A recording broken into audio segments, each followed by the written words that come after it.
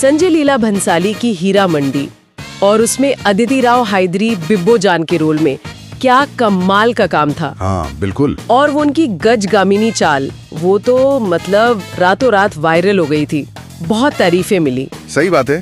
तो फिर सवाल यही उठता है और इसी पे आज हम थोड़ी गहराई से बात करेंगे कि इतनी जबरदस्त सक्सेस के बाद भी अदिति को बॉलीवुड से वैसे ऑफर्स क्यों नहीं मिले जैसे मिलने चाहिए थे।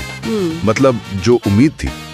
हमारे पास जो कुछ आर्टिकल्स हैं उनके हिसाब से तो यही लग रहा है, हीरा मंडी में उनकी एक्टिंग, वो नजाकत, हर कोई फैन हो गया था। हाँ बिल्कुल। पर देखिए ना, अदिति ने खुद फराह खान के साथ एक इंटरव्यू में ये कहा कि हीरा मंडी के बाद उन्हें लगा कि बस अब तो काम की बौछार होने वाली है। अच्छा। हाँ, लेकिन बोली कट टू सूखा। ये सुनकर थोड़ा अजीब लगता है ना। इतनी बड़ी हिट और फिर काम का सूखा। बिल्कुल, ये कॉन्ट्रास्ट ही तो सबसे इंटरेस्टिंग है। एक तरफ तो इतनी पॉपुलैरिटी, सोशल मीडिया पर बज, क्रिटिक्स भी तारीफ कर रहे हैं। हाँ। और दूसरी तरफ मेन स्ट्रीम बॉलीवुड से वो बड़े ऑफर्स गायब हैं जिसकी उम्मीद कोई भी करेगा ऐसी सिचुएशन में। ये वाकई कई सवाल खड़े करता है। तो क्या वजह हो सकती है, मतलब सोर्सेज क्या कहते हैं? देखिए, सोर्सेज कुछ पॉसिबल वजह बता रहे हैं।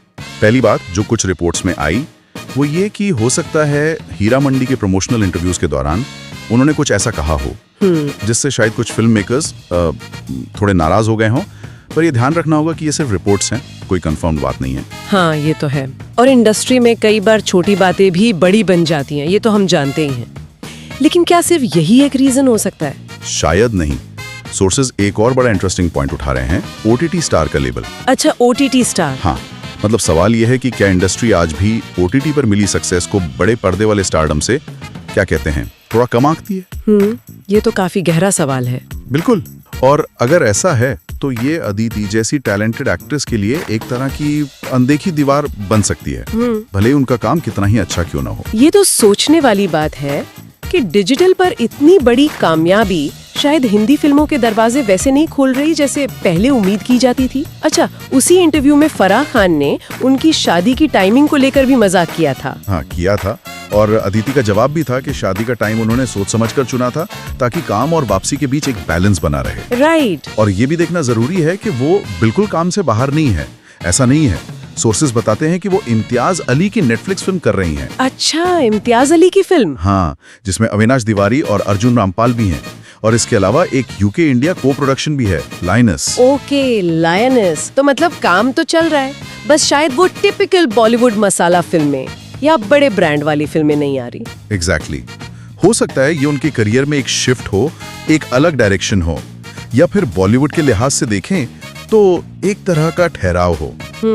कई बार एक्टर्स खुद भी बहुत सोच समझकर प्रोजेक्ट चुनते हैं ना, सिर्फ फिल्में साइन नहीं करते जाते।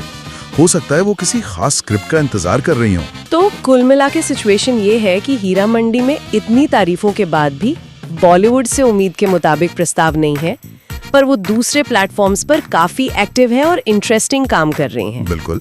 और आखिर में ये सोर्सेस हमें इसी सवाल पर छोड़ देते हैं कि ये जो स्थिति है ये बॉलीवुड के अपने डायनामिक्स, उसके काम करने के तरीके का नतीजा है, जहां शायद OTT की सफलता को अभी भी वो ट्रेडिशनल स्टारडम वाली वैल्यू नहीं मिलती। या फिर ये बस एक एक्टर का सोचा समझा स्ट्रेटेजिक पॉज है, जहां वो अपने अगले बड़े कदम के लिए सही वक्त और सही कहानी का इंतजार कर रही हैं। इस पर सोचना वाकई दिलचस्प है।